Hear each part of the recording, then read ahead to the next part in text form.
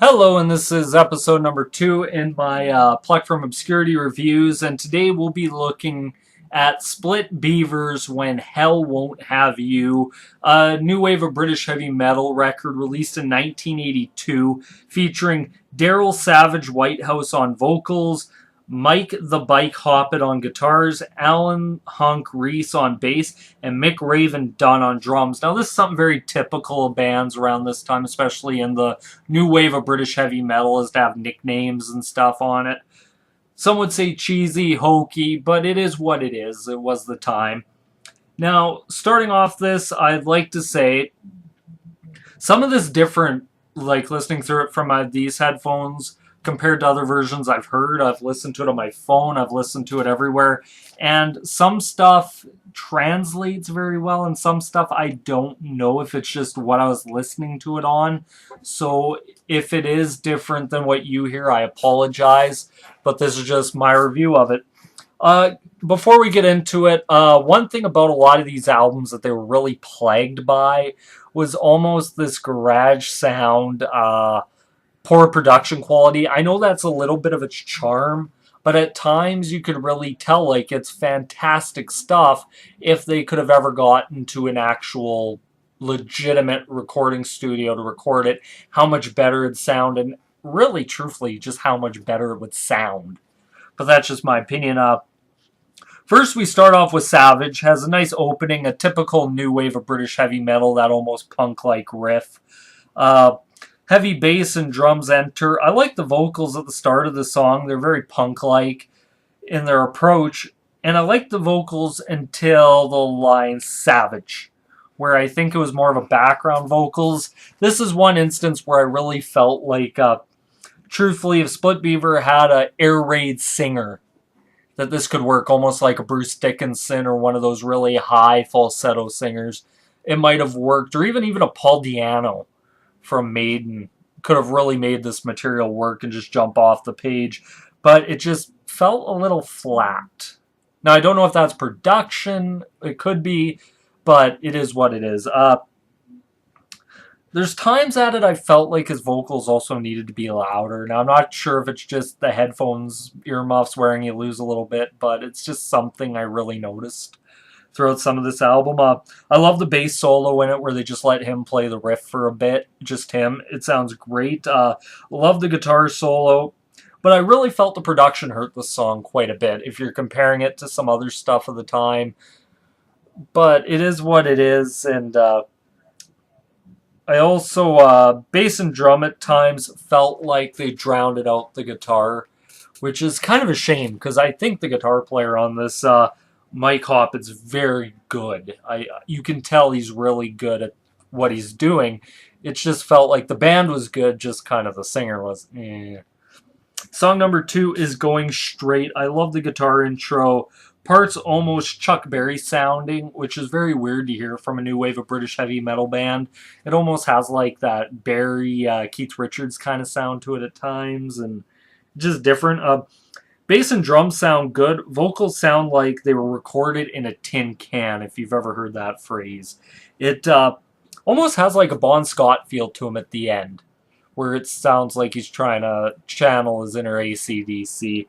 And it works, but it's just, like I said, production.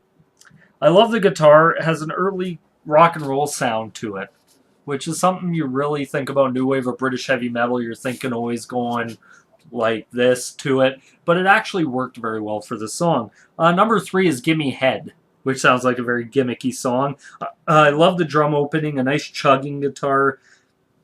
I felt like listening to this that almost the vocals needed to be louder. It almost felt like at times they're being drowned out in that, but not to be like, I'm not sure if it is my headphones or if it is the sound of the album, or it just didn't transfer very well to digital, because I am listening to this from YouTube, so I don't know if the person's quality was very good. Also, the solo felt like it was being drowned out at times. And that's not really a complaint. Like, I was having a real hard time. Like, you could hear the guitar, you could hear the bass, but that solo kind of felt like it was being dropped. It was kind of being covered up. And I like the background singing in the song, and I like some of the transitions in the song.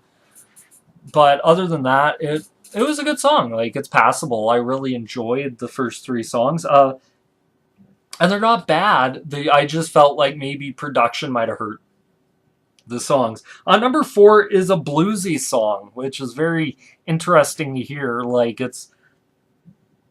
you've heard bands like Maiden have their Strange World with sort of that blues rock feel, and some other bands of the new wave of British heavy metal. Motorhead always had that bluesy feel to them. And this one is theirs, and it has a nice harmonica. I love the intro with the bluesy guitar. I love the harmonica. But new wave of British heavy metal, that's just doesn't seem to fit, but it somehow is on this album. But it's actually, truthfully, one of the better produced songs on the album that I heard. And that's really interesting that this, and it's also on other songs, the slower stuff sounds fantastic.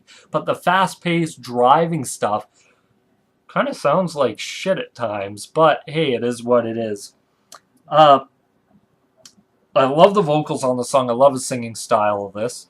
I also like the bass and drums are solid, not too loud, which I noticed. I'm not sure if it's just the mix is a little off on something, but that's something I noticed. It's a great groovy, or it's a good bluesy solo.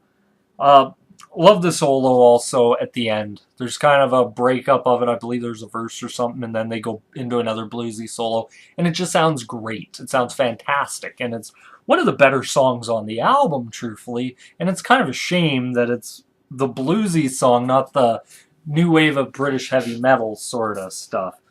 Now on to song number 5, Levington Gardens.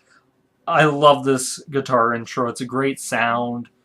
I always love that new wave of British heavy metal, just chug riff, and then adding in like just other stuff to it. It just sounds great. Heavy bass, I love the wah sounding riff if you can hear it. I could hear it on my headphones, but then when I listened to it on my phone, I couldn't hear it, but I could hear the guitar. So it's kind of like, what the fuck? It's kind of like, is it off? But who knows? On this song, depending which version I listened to, I could hear the vocals or they were a little low. I tend to say they're just a little low, but that's my opinion. Love the slide. I love the transition drums. Too loud though. That's something I noticed. The drums are very loud.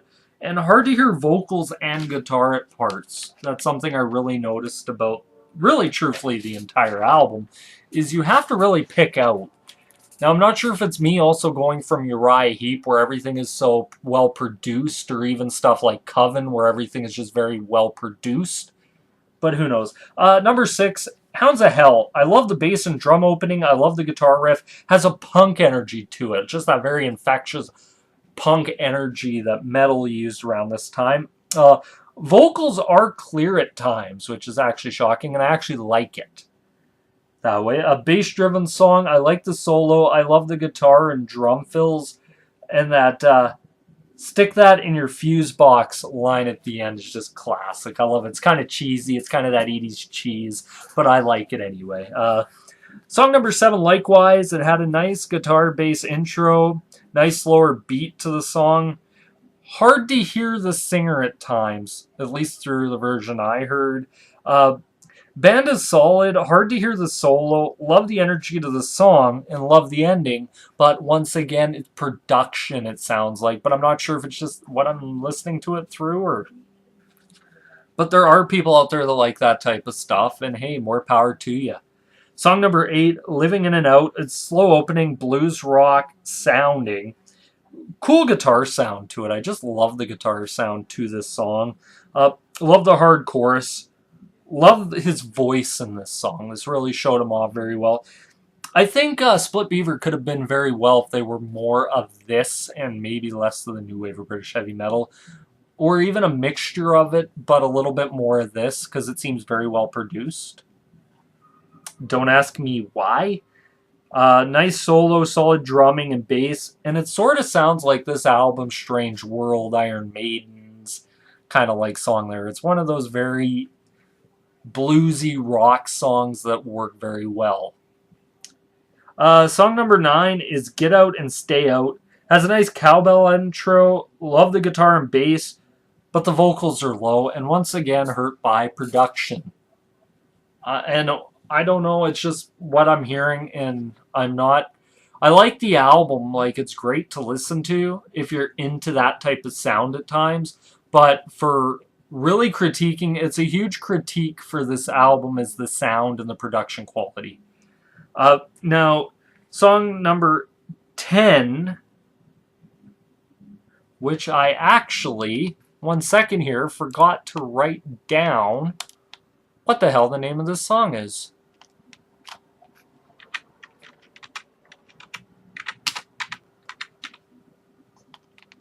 Song number 10 is The Bailiff. Now it has a nice bass opening. Love the drumming, fast paced. Vocals are audible, which is always a nice touch to them that they're audible. I love the slow parts. Love the riff. And even like the mellow section to it. It's almost dreamy sounding with clean guitars. Then builds into a solo. Abrupt ending into like the big ending with the drums going, the bass, the whole band, and then just pew, and it's over. Now, this album is an album I actually kind of really like, and I remember hearing it before, really liking it. Going back and listening to it, though, there are flaws to this album.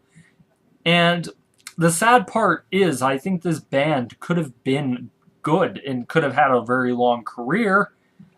And there is talk that they did tour up until about the 90s and then disbanded. This album, to me, is not terrible. It's not like I'm bashing it. Production does hurt. And that's one thing I'll say. A lot of people talk about, oh, it's just garage sound. I love that. And hey, that is some people. To people like me, I do focus a little bit on production. Because if you have a good producer, he can kind of turn chicken salad into, or chicken shit into chicken salad, polish it up really good, and it can sound good. This album, I don't know if it's the wrong singer for the band, that they just never really seemed to get past, or other things, but it just sounded like, yeah, he was there and that was it. Splitbeaver, like I said, had a couple runs in England around this time, but never really became anything, which is kind of sad because I thought the guitar playing on this was very good and the other stuff on it's very good. Now, what would I rate this album out of 10? I'm not to giving 0.5s. I don't think it's a 2. It's not a 4, but I think it's a 3. I think it is a 3. The band is fantastic. The musicianship on the album's fantastic. Now, the other stuff that really hurts is the vocalist isn't necessarily the right guy for the band, or if he is, he's not mic'd properly, which hurts even worse. And you get this. I'll give it about a... Oh, God. You know what? I'll give it a 2.5 out of 5. I'm not going to give it... It's not a 2. It's not really even a 3 either. I hate giving half stars, but this one is a 2.5 rating. It's an average album. It's great. It's a good early new wave of British heavy metal. Well, actually, you know what? Almost near the end of the new wave of British heavy metal era from an actually pretty decent band from what I hear. But anyway, that's my thoughts and opinions. Be sure to like, comment, favorite, subscribe.